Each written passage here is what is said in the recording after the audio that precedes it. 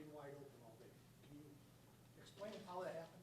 Yeah, I think one game plan, Dorsey and the offensive staff did a great job of scheming up those plays, trusting the players out there, and then to call them in certain situations, backed up to take a shot like that. It's not too often that you get a chance to do that early on in the game, and backed up. Obviously, the kick return, put us at the 2-yard line, put us down the 8 ball a little bit there. But guys were resilient. We didn't blink, Nope. and just trusted our guys, and they made some plays. Could you take us through the 2 one-on-ones of the game? Yeah, obviously they on that first third down, they doubled both of them. They both doubled Steph and Gabe. From what I saw the safety go this way. Saw 2 guys kind of sitting here playing the sticks a little bit, and Gabe just did his thing and ran and gave him a chance to go make a play, and he did. And then that second one, just felt the safety a little flat-footed, knowing Gabe was running, and just gave him a chance to go catch a ball, and he kind of tipped it straight into the safety's stomach and then pulled it out. Like it was an unbelievable play by him. But I got so much trust and faith, in 13. So it was good to see him get going, getting the ball early and often. And I wouldn't say often. I mean, he only had 3 catches, but for 170 and 2 touchdowns, which is pretty crazy. It's not too often like you have those type of drives. I mean, I think we had a 1-play drive, 2 2-play drives, and a 3-play drive, which ended in touchdowns. And that's crazy. So Minka's over the top there. I mean, he's like, it's double coverage, but you saw that Minka was a little flat-footed. It felt a little flat-footed, and again, I'm just trusting my guy more than anything. And he's coming off a little bit of a couple weeks of an ankle, and I just wanted him to know that, like, I trust him implicitly. I'm going to give him these opportunities, and when you continue to make them, it makes it that much easier to trust a guy. Josh, I was going to follow up on that with you as far as him coming off the ankle. Did you have a sense going into this game that he was back to 100%, that he was going to maybe factor in like he did? Yeah, and actually I think I saw it in our little walkthrough that we do on Saturdays, which was yesterday, obviously.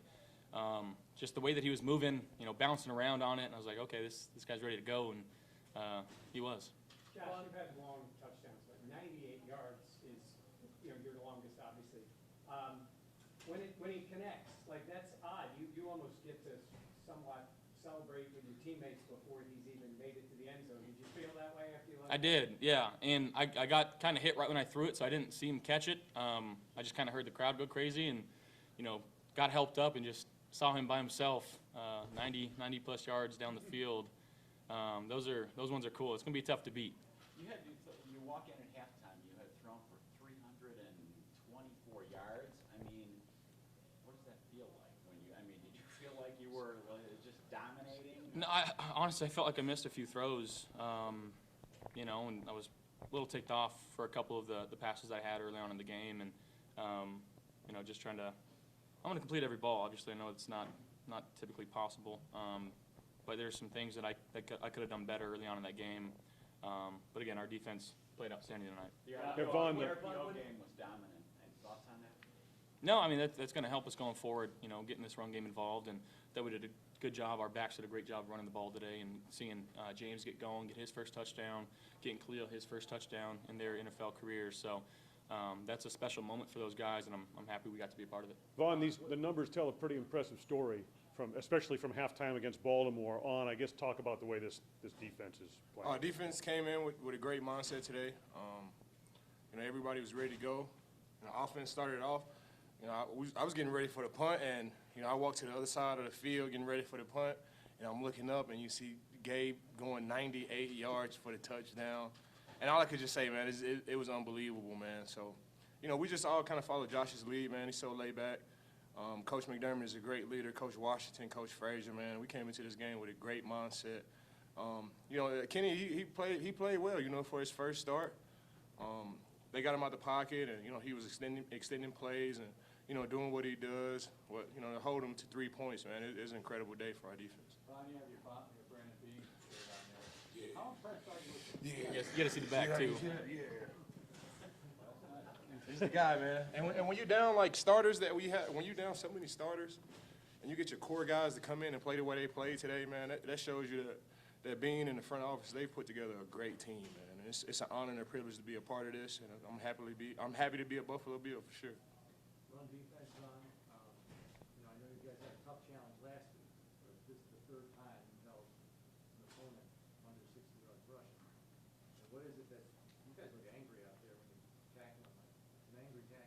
I mean, Coach McDermott, he challenged the offensive line and the defensive line coming to this game. He said it was going to be one up front. Jordan Phillips, you know, he took that challenge personally, and our offensive line did too. And they came out and they blocked their asses off, and our defensive line, they played their ass off. And you know, all 4 quarters, even when they put the twos in, they still didn't let the standard drop. And it was an incredible day for all the guys that stepped up there. It was a good win for the Buffalo Bills. It was evident early in the game that they were picking on Kaiir a little bit. It was. He got a pick. What did it say when he comes back and gets that victim? You know, Kaiir, he's put in so much work. Every single day, he does all the right things. From, you know, I'm watching him. You know, I'm in the training room. I spend most of my time in the training room when I'm done with work. He's in the training room with me. He's watching film. He's talking to Trey White. He's doing all the things that he could possibly do to have success. And when you see a young guy go out there and have success like he did today, man, it just shows you, you know, success is it leaves clues, and he's been doing everything that he possibly can do to have success, man. It was great. I talk to him each and every week, like, man, this is your week, and it was good to see him have success. Josh, Juan talked about the depth of this team on defense. What about the depth of this team on offense when you're missing 3 receivers and Dawson Knox to be able to put up numbers like that? What's it say about guys like, you know, Shakir and Cook? Yeah, I mean, one, that's guys being ready, being true professional football players, knowing their assignments, going out and executing a game plan. The offensive staff, you know, their prospective position coaches, making sure that those guys are ready. But, you know, it was really cool getting to play with my former teammate in college, Tanner Gentry, him coming up and knowing his job. He got, you know, he got in there. Isaiah Hodgins just signed him from the practice squad. Guys that have been here for a while that have just kind of waited their turn and just continued to work.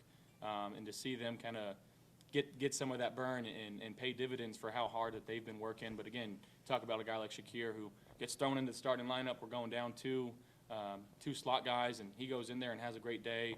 I know the fumble happened, but again, I trust Quentin implicitly. I mean, the guy just continues to work hard. Him and Tommy, you know, they stepped up in the run game, in the pass game, in the protection game. They did their job tonight. But again, it's like what Vaughn alluded to earlier. Just trusting the guys that we've brought into this building in our front office, bringing in the right guys that care about football, care about each other, and when you have that, you're going to have success. Josh, what's it say? Seeing what Kansas City did to Tampa Bay, that you want maybe now knowing that being aware that you can look ahead to Kansas City. I mean, is this a message perhaps sent by the Bills team that you guys are for real? It's a setup. Yeah, no, it's 1-0 each week. That's our mindset. It's a week-to-week league. You know, it's hard to win this league. So we're going to celebrate this one tonight, have a good time, move on tomorrow, watch this film, and then we'll get on to Kansas City. Josh, what's it say about your ability, and Vaughn too, to stay connected, concentrate in a game like this where it was going, let's face it, pretty easy through the first half, and then the whole way through, and obviously a hiccup here and there, but you don't let off the gas pedal. Is that internally, is it talked about? How did you guys keep that together? That's all we talk about is mindset, not blinking. And you can't blink in a fight. Whether we're down by 17 points, don't blink. Let's build brick by brick to get back into the game. If we're up 21 points, let's not blink. Let's keep this lead and let's keep pushing. We like to go fast. You know, we like to do what we do on defense. Josh does what he does on offense, and I feel like mindset really separates good teams from other good teams. And we came into this mindset with the killer instinct, attitude, the mindset of domination. We talk about domination. We watch, Kobe, and we saw his mindset about domination and starting games off. And that's all we try to do. We just try to take it one play at a time and have that mindset of domination. Kobe? Kobe. Thanks, everybody. Thank you.